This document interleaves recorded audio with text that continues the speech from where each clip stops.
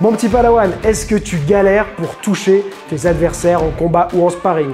Je sais que c'est hyper fréquent et c'est un truc super frustrant parce que souvent, on ne comprend pas pourquoi. Alors aujourd'hui, je vais te partager 10 erreurs qui font que tu galères à les toucher et je vais t'expliquer comment les résoudre. Première erreur, tu es trop statique, tu bouges uniquement pour attaquer, du coup, on te voit venir. Ça, c'est une erreur qu'on voit fréquemment chez les débutants qui vont être déjà trop crispés. Du coup, ils sont là et ils attendent le moment où ils vont soit avoir le courage, soit se dire « allez, il faut que j'attaque ». Et du coup, ils sont tout crispés et à chaque fois, ils avancent pour attaquer. Mais avant ça, il n'y a pas de mouvement. C'est-à-dire qu'ils sont là, ça bouge presque pas ici. Et hop, d'un seul coup, ils avancent pour attaquer. Donc, c'est très facile de détecter le moment où ils attaquent puisqu'ils ne bougent quasiment pas. Donc, l'autre, s'il n'a pas envie de prendre l'initiative, on est sur un contreur, il va simplement attendre, être léger sur ses appuis. Puis, dès qu'il voit un mouvement, quelque chose qui se rapproche vers soi, soit il va reculer, soit il va chercher un contre, mais il va détecter très facilement l'attaque. Donc la solution à ça, elle est simple, il faut mettre du mouvement, plus de mouvement, notamment au niveau du buste. Donc essayer d'être plus relâché et bouger son buste de gauche à droite, de haut en bas. La garde aussi, la garde, c'est pas quelque chose de bloqué, ça doit être un peu fluide, d'accord? Ça doit toujours rester en protection au niveau du visage, mais ça veut pas dire que c'est bloqué, collé au visage. Mike Tyson le faisait, mais c'est pas forcément un exemple pour tout le monde. C'est quelque chose qui lui correspondait bien à lui, mais que je recommande pas, on va dire, à la majorité des gens.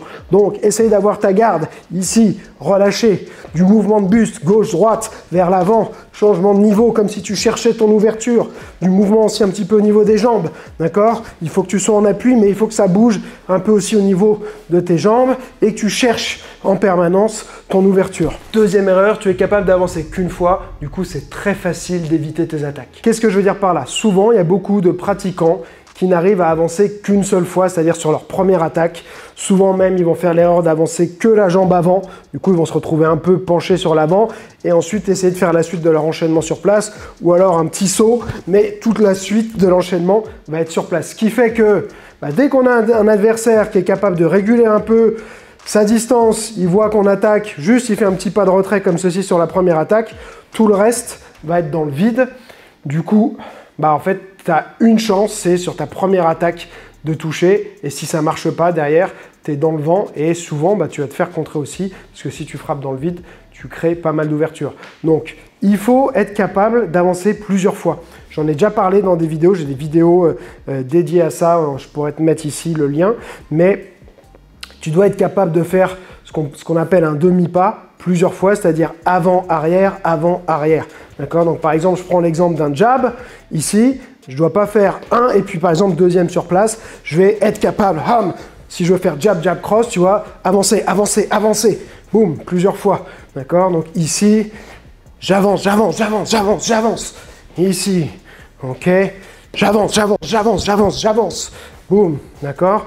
Donc, déjà, il faut maîtriser cette capacité à avancer jambe avant puis jambe arrière qui va tout de suite repropulser l'avant, repropulser. D'accord? Donc tu es là et tu vas faire là, d'accord? Donc déjà ça, travailler ça sans faire des attaques mais avoir la capacité à le faire. Tu as aussi le un pas, un coup. C'est-à-dire quand je frappe du bras avant, j'avance ma jambe avant. Quand je frappe du bras arrière, j'avance ma jambe arrière. Et je recommence 1, 2, tu vois. Donc ça aussi, je peux faire des séries pour faire 1, 2, 1, 2, 1, 2. Ça va me permettre d'aller chercher, boum, comme ceci, et de créer de la distance, enfin de couvrir plutôt de la distance rapidement et pas me retrouver à avoir une chance de toucher sur mon premier déplacement et sur ma première attaque. Troisième erreur, tu cours après ton adversaire au lieu de le cadrer. Si tu es face à un adversaire qui est mobile, qui part sur les côtés, qui recule, tout ça, qui se déplace bien, l'erreur la plus fréquente, c'est de lui courir après, c'est-à-dire d'essayer de suivre son chemin. C'est-à-dire que si tu imagines que ses déplacements, il emprunte un chemin, et moi je vais aller emprunter le même chemin que lui et essayer de le rattraper. C'est lui qui est initiateur. Donc si j'essaye de suivre son chemin, je vais souvent être en retard parce que c'est lui qui initie le mouvement, c'est lui qui sait où il va. Donc moi, je vais avoir un temps de retard ou un train de retard. Ce qu'il faut faire, c'est couper, prendre un autre chemin, prendre un raccourci, et c'est ce qu'on appelle en fait cadrer. Par exemple, si je suis en place ici et que j'ai mon adversaire qui va partir dans cette direction. Par exemple, il va faire comme ceci, un arc de cercle. Au lieu de suivre dans son arc de cercle, il part par là. Je vais me déplacer et le cadrer. Déplacer et le cadrer.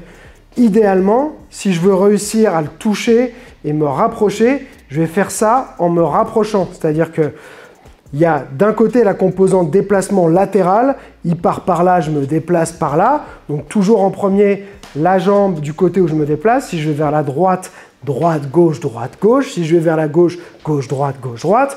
Mais je peux faire la même chose aussi. Je vais partir d'un peu plus loin en me rapprochant. C'est-à-dire, il part par là, j'avance et je le cadre. Il part par là, j'avance et je le cadre. Et tu vois, je me suis rapproché de toi là. Je pars d'ici, je suis loin. Il part par là, hop, j'avance en le cadrant. Il part par là, boum, boum, là, je cadre. Et au fur et à mesure, je me rapproche. Et à un moment, je vais réussir à le coincer. Et donc, c'est ce qu'on appelle cadrer. Donc ça, c'est hyper important. On voit parfois même dans des championnats du monde et tout, un boxeur qui oublie ce principe, qui est pourtant au plus haut niveau, mais avec le stress, tout ça, d'un seul coup, il peut oublier cette stratégie qui est pourtant hyper basique et hyper importante. Ne pas courir après son adversaire, ne pas le chasser, mais au contraire essayer de lui couper le chemin et à chaque fois prendre le chemin le plus court pour le rejoindre plutôt que suivre le chemin que l'adversaire a tracé. J'interromps cette vidéo juste un instant pour te parler de quelque chose d'important. Si tu apprécies ma pédagogie, mon approche des arts martiaux, des sports de combat et que tu as envie de t'entraîner avec moi, il faut absolument que tu ailles voir le Jedi Club. C'est une sorte de Netflix des arts martiaux et des sports de combat avec des centaines d'entraînements enregistrés en temps réel. Tu auras vraiment l'impression qu'on est en train de s'entraîner ensemble tous les deux et surtout avec un accompagnement, un coaching illimité. À tout moment, tu peux m'envoyer une vidéo pour me poser une question, me montrer un mouvement, un geste qui te pose problème. Je vais l'analyser et te faire une réponse personnalisée pour t'aider à avancer et progresser le plus vite possible. Si ça te chauffe, le lien est en description, tu as juste à cliquer dessus. Numéro 4, tu fais des appels avant d'attaquer. Ça, c'est quelque chose qui vient souvent avec la tension et qui peut être aussi un problème technique où il faut travailler pour améliorer cette technique. Mais si à chaque fois que tu attaques, tu as tout le temps un mouvement, par exemple, ce qui se fait beaucoup, c'est mettre un à-coup comme ceci vers le bas, hop, avant d'attaquer. Ou alors, il y en a qui viennent taper leurs gants avant d'attaquer, tu vois. Ou alors, la tête qui part en avant pour se donner de l'élan. Il y a plusieurs, on va dire, plusieurs types d'appels. Et donc, ça, c'est pareil. C'est quelque chose d'annonciateur pour l'autre. Et il va facilement le détecter parce que c'est souvent les mêmes appels que tout le monde va faire et donc il sait que tu vas attaquer à ce moment-là. Donc je sais que je t'ai dit qu'il fallait pas être trop statique et bouger, mais entre bouger comme ceci ou c'est délibéré, je sais ce que je fais, mais j'essaye au contraire de masquer mon attaque et à chaque fois que je dois attaquer, taper dans mes gants ou baisser ma garde comme ça, mettre un coup vers le bas pour attaquer, c'est deux choses différentes. Donc pour ça, plusieurs solutions, retravailler sur sa technique, se filmer et se faire corriger par un partenaire, un adversaire qui va te le dire à chaque fois que tu le fais, si c'est quelque chose que tu détectes que toi tu as tendance à faire, et ça c'est un truc souvent on s'en rend même pas compte. Moi plus d'une fois des élèves je leur dis regarde à chaque fois avant d'attaquer, tu baisses ta garde et ensuite tu attaques, tu baisses et tu attaques. Et il y en a plusieurs fois qui me disent tiens regarde, je leur dis tu viens de le faire, là ils me disent ah bon, putain je me rends pas compte.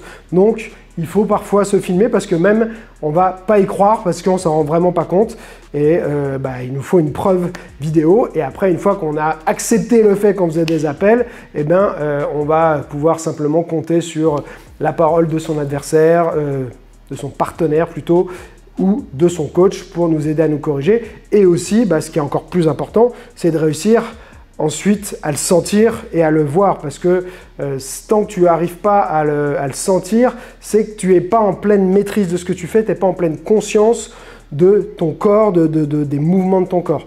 Et donc forcément, si tu n'arrives pas à bien maîtriser ton corps et avoir conscience de ce que tu fais avec ton corps, tu auras du mal à t'améliorer techniquement. Numéro 5, tu n'utilises jamais de feintes. Les feintes, c'est vraiment le game changer dans la boxe. J'y ai consacré d'ailleurs une formation qui s'appelle Feinter comme un pro et c'est pas pour rien.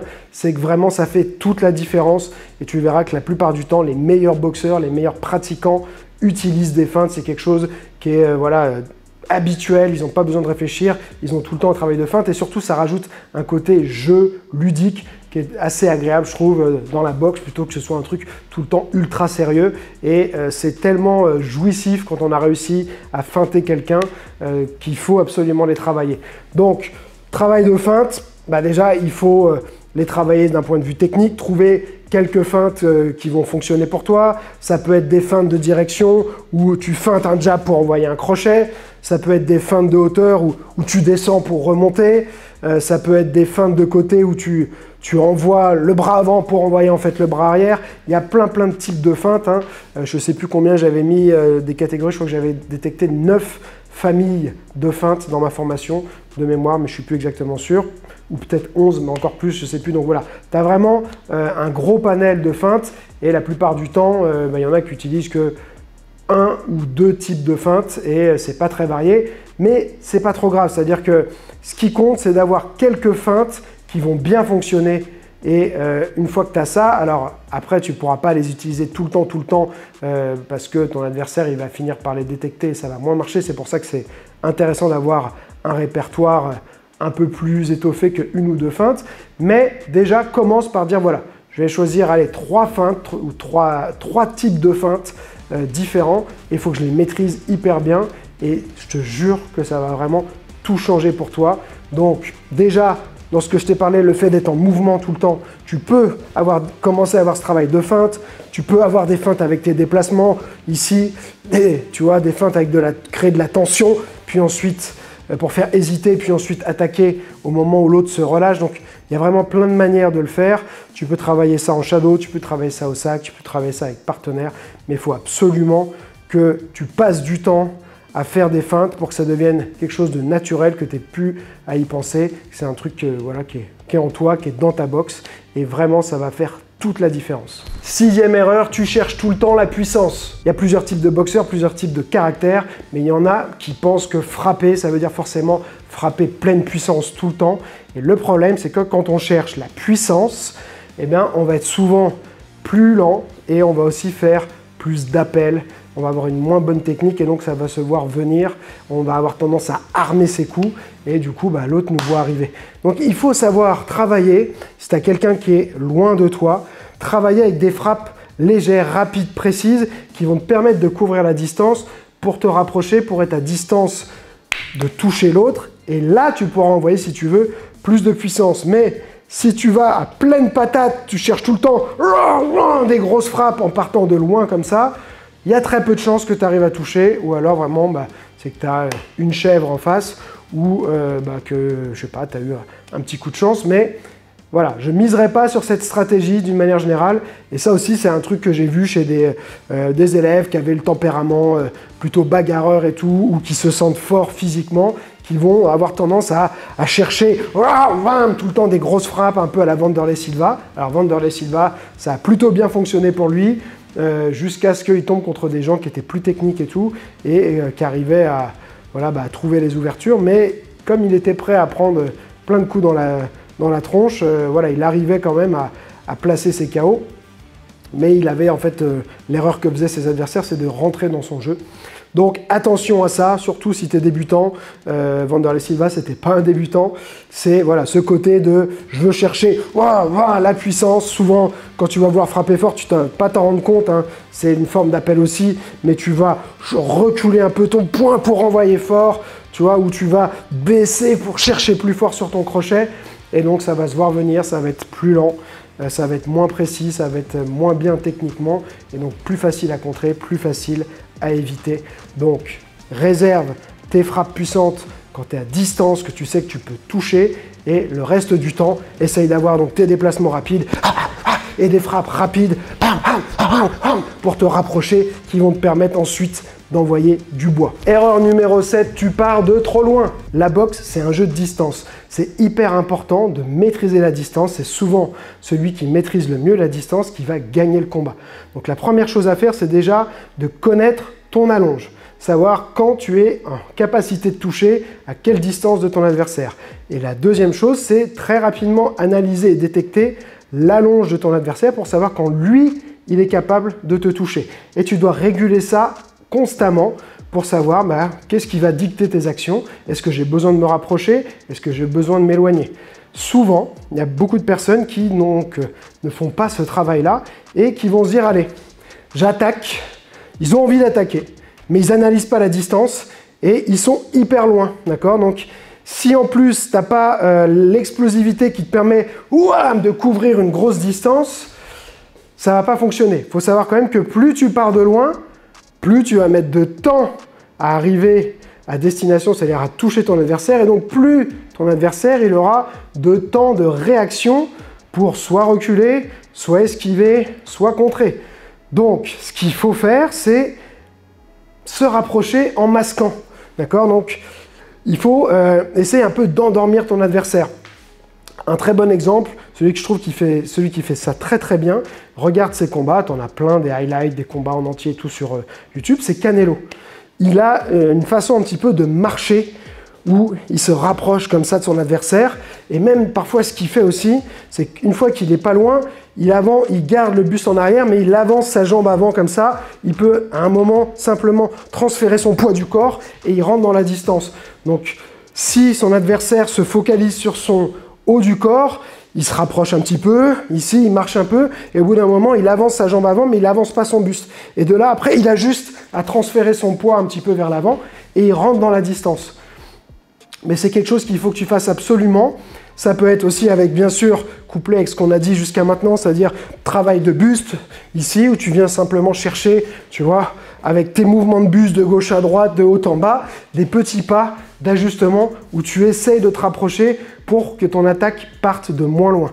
Okay, donc retiens bien ça, plus ton attaque part de loin, et plus tu risques de te faire contrer ou de frapper dans le vide parce que l'autre va te voir venir. Donc il faut que tu trouves une solution pour te rapprocher. Ça peut être des petites attaques aussi où tu sais qu'elles vont pas toucher, d'accord, mais elles te permettent de te rapprocher ici pour de menacer en quelque sorte ton adversaire et de te rapprocher.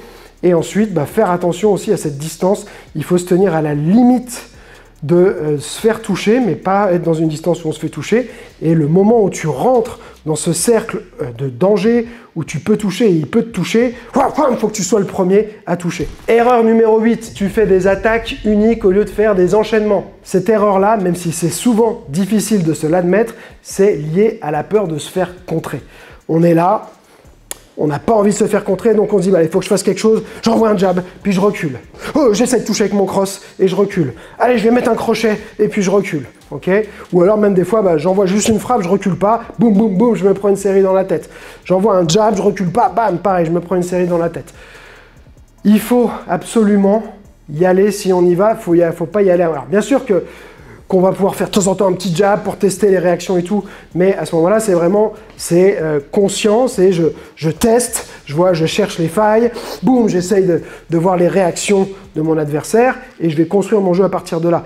Mais ensuite, il y a un moment où il faut passer à l'action et il faut faire des enchaînements 2, 3, 4 coups, jusqu'à 5 coups. 5 coups, ça commence à être un peu plus dur, c'est quand on a commencé à toucher et qu'on essaye d'enchaîner, mais on va dire 2 à 3 coups, c'est bien.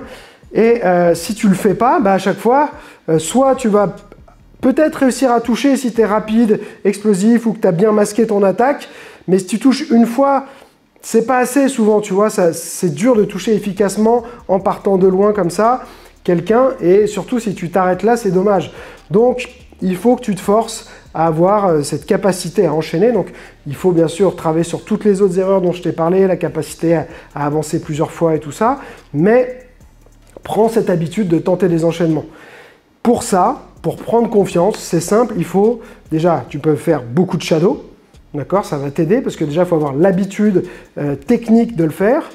Tu peux faire bien sûr au sac de frappe, tu peux faire avec ton partenaire aussi, mais ensuite, ce qui va être très bien, c'est de faire du sparring soit à thème, soit vraiment des sortes d'exercices collaboratifs où, moi, il y en a un que j'aimais bien faire avec mes élèves, c'est le 1 pour 1, 2 pour 2, 3 pour 3. Donc, tu fais 1 minute, une attaque chacun son tour. Donc ça va pas t'aider à faire plus d'enchaînement, mais on va dire que tu restes en fait dans la zone de danger. Souvent, tu t'envoies une attaque, l'autre il envoie, toi tu renvoies, ainsi de suite, et on bouge un petit peu, mais en fait, on essaye de pas s'éloigner, on reste tout le temps proche, donc c'est bien pour le coup d'œil et les réflexes. Deuxième minute, 2 attaques chacun son tour, donc un enchaînement de 2, paf paf, pareil, je fais pas tac tac et puis je m'enfuis, j'envoie mes 2, je reste à me défendre, je remets tout de suite 2, ainsi de suite, et ensuite la 3e minute, je passe à 3.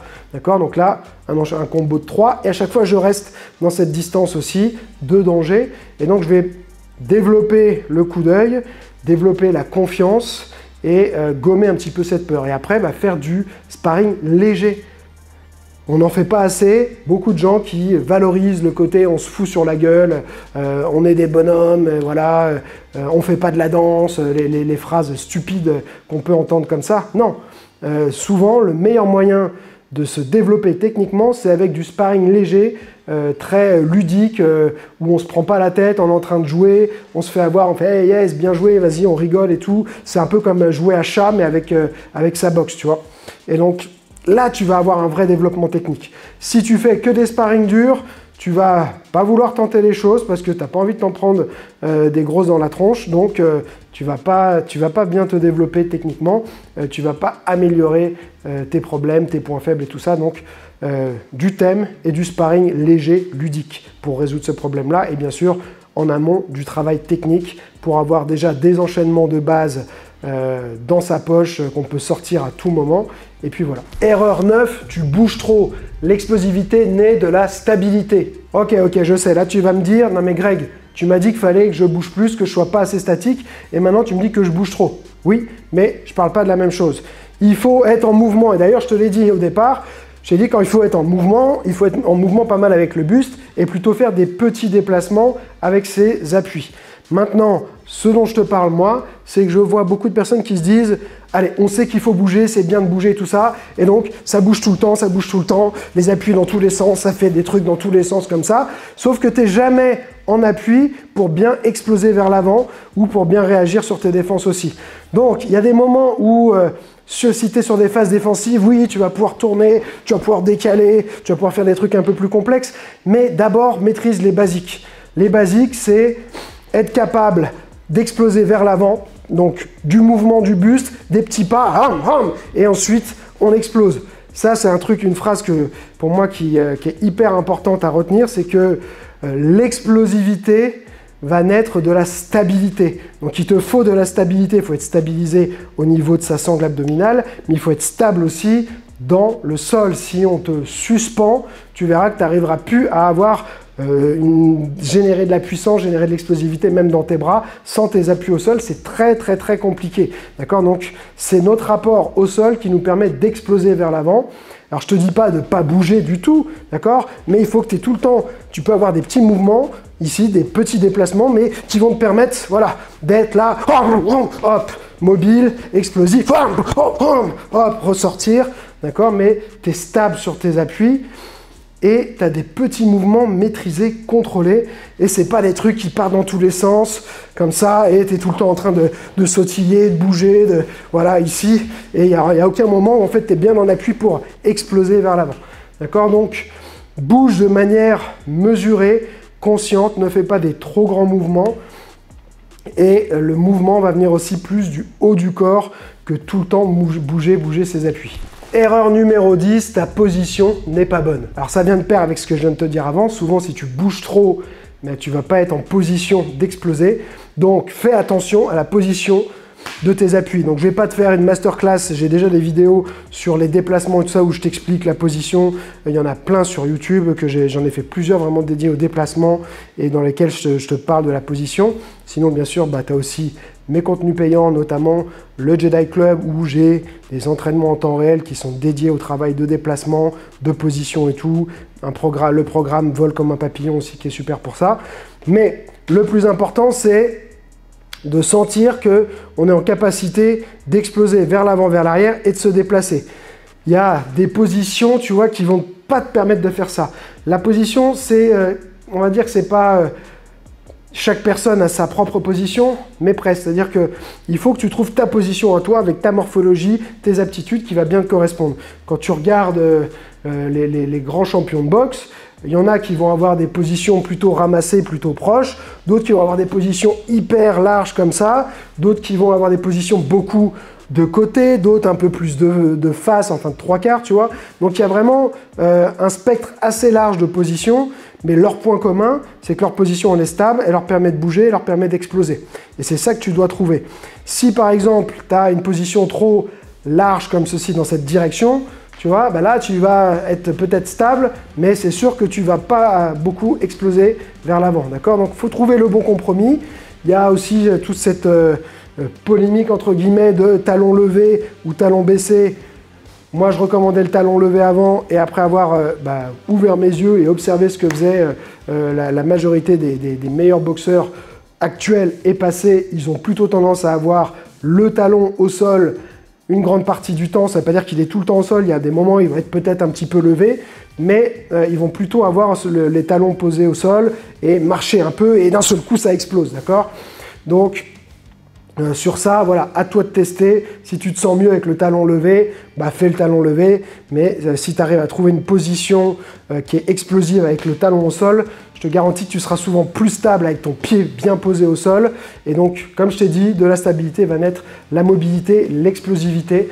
Donc, travaille sur ta position, passe du temps, d'accord? Tout simplement, tu te mets en position et tu fais des enchaînements sur place, des esquives, des blocages, hop, et tu dois voir si tu te sens bien sur tes appuis, s'il n'y a pas de perte d'équilibre, hop, tu avances, hop, tu refais la même chose, boum, tu recules, tu refais la même chose, hop, tu décales, tu refais la même chose, tu vois, et à chaque fois, en fait, tu dois déjà, trouver ta position, et ensuite, la retrouver après avoir bougé, c'est-à-dire que, première étape, je suis là, je cherche ma position, donc je la teste avec des enchaînements, avec les esquives, comme je t'ai expliqué.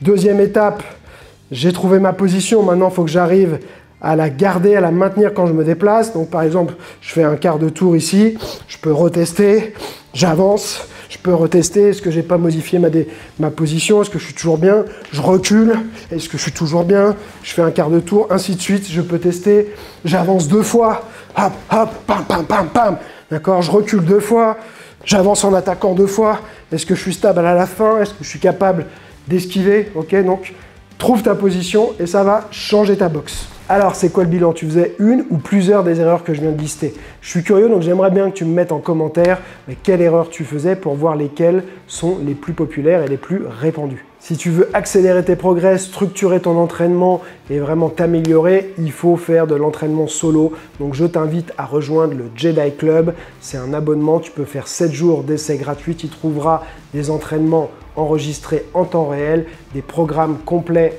organisé par thème pour te faire progresser, que ce soit en boxe anglaise, en boxe pied-point, en préparation physique, en Wing Chun. Il y a vraiment tout un tas de choses. L'essai est gratuit pendant 7 jours, donc ça te permet de découvrir et voir si ça te convient.